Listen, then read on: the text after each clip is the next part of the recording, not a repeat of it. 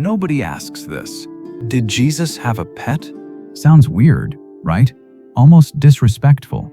But think about it. Jesus grew up in Nazareth, a real town with dirt roads, water wells, stone houses, and in that town, everyone had animals. Not as decoration, not as symbols. To survive, every home had a goat, a donkey, chickens in the yard, sheep near the village. There were no grocery stores, no running water, no tractors. If you wanted milk, you milked a goat. If you needed water, you loaded a donkey. If you wanted wool, you tended sheep. Jesus grew up in the middle of all that.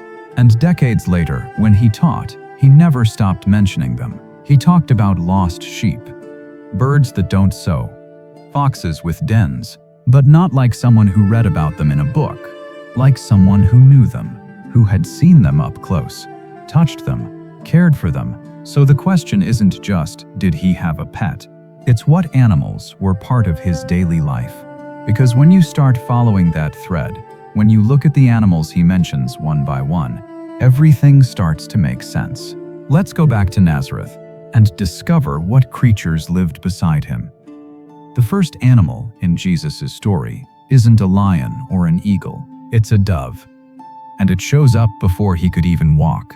When Jesus was just a few weeks old, Mary and Joseph took him to the temple in Jerusalem. Jewish law required every family to bring a lamb as an offering, but Leviticus had a backup plan. If you couldn't afford a lamb, bring 2 doves instead. Mary and Joseph brought 2 doves. Luke mentions it in one line, but that one line says everything about this family. They weren't rich. They were a young couple from a tiny village in Galilee who showed up at the temple with the offering of the poor, 2 little birds, and placed them on the altar for their firstborn son. That's where the story starts. With 2 doves, with a family that had almost nothing, giving what they had, and then, 30 years later, it all comes full circle. Jesus is standing in the Jordan River. John has just baptized him. He comes up out of the water, and the sky opens, and the Spirit of God descends on him. Matthew records it, Mark records it, Luke records it, John records it. All 4 Gospels. Same moment, same image, it descended like a dove. The animal that had been the sacrifice of the poor, the offering his mother brought when she had nothing else to give, became the sign of God's Spirit resting on him at the very beginning. That's not a coincidence, that's a thread. And it runs from the first weeks of his life to the moment he started his ministry. Now let's go to Nazareth, the town where he spent the first 30 years of his life. Nazareth was tiny. Archaeologists estimate maybe 200 to 400 people, max. Limestone houses built close together, narrow streets, shared courtyards, terraced fields on the hillsides outside town. The kind of place where you knew every person, every family, every animal that belonged to every household, and the animal that was everywhere, every single day, no exceptions, was the donkey, not the horse. Horses were for soldiers and rich men. The donkey was the animal of regular people, the animal of families like Joseph's. Joseph was a builder. He worked with wood and stone. That kind of work meant constant movement, hauling timber from the forests, carrying stone from quarries, moving finished work between villages. A donkey wasn't a luxury for a man like Joseph. It was survival, which means Jesus grew up with donkeys. He fed them. He loaded them. He walked beside them on the roads. He knew how they moved when they were tired, how they planted their feet when they didn't want to move, how they needed water after a long day in the heat. He knew them so well that when the Pharisees questioned him about healing on the Sabbath, he didn't give them a theological argument. He gave them something they'd all done with their own hands.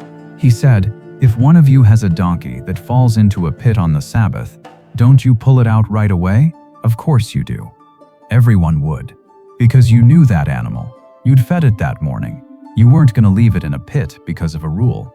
And then came the moment that tied it all together. Palm Sunday. The triumphal entry into Jerusalem. The crowd is waiting. The disciples are ready. And Jesus sends 2 of them ahead with specific instructions. Find a young donkey, one that's never been ridden, and bring it here. Not a war horse, not a chariot, a donkey. The animal of the people. The animal of peace.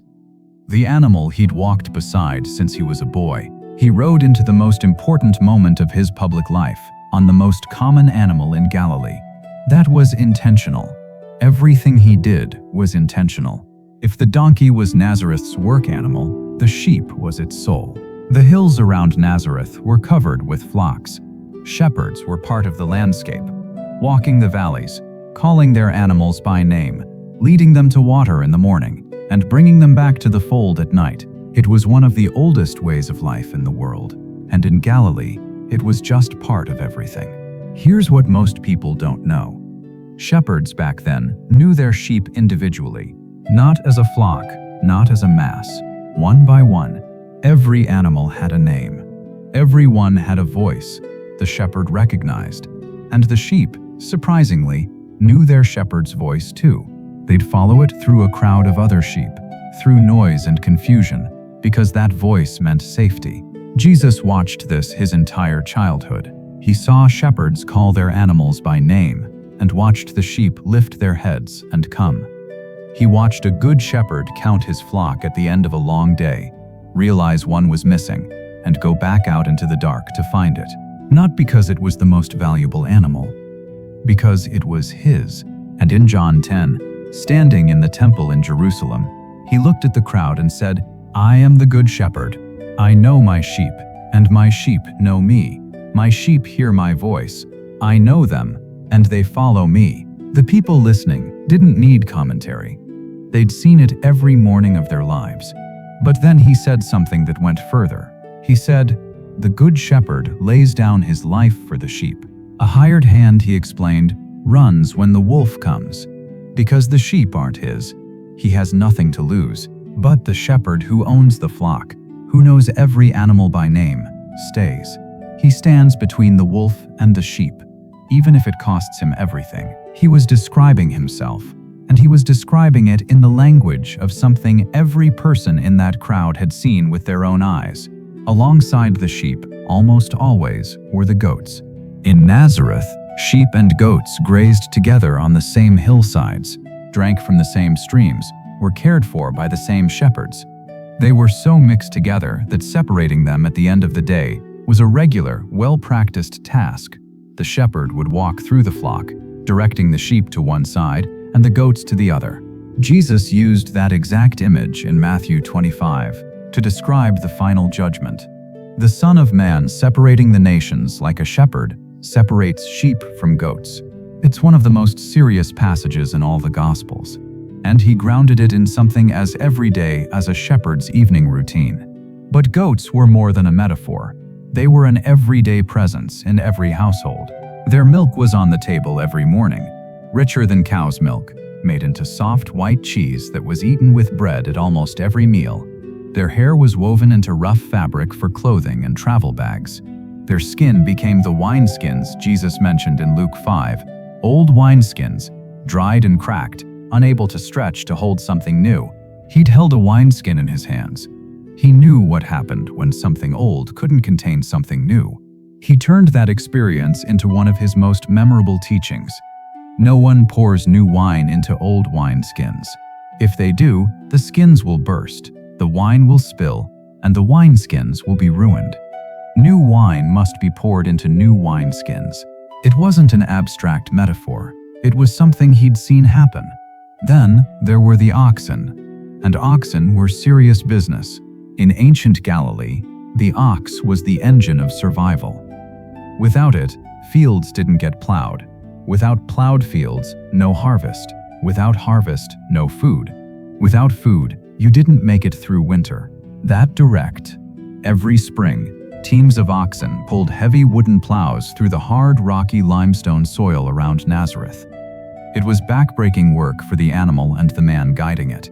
After harvest, those same oxen dragged massive threshing boards over piles of grain, separating the wheat from the chaff under the weight of their hooves and the sled. They carried loads no human could handle, pulled weight that would break a donkey's back. Owning a yoke of oxen, a matched pair that worked together, was a big deal. It meant you could farm seriously, It meant you had the means to survive, maybe even thrive. And the law of Moses took the ox seriously too. Deuteronomy 25:4 says it plainly, "Do not muzzle an ox while it treads out the grain." Think about what that means. The ox is doing the hardest work of the harvest, walking in circles for hours, crushing grain under its feet. It would be easy to tie its mouth shut so it doesn't eat the grain.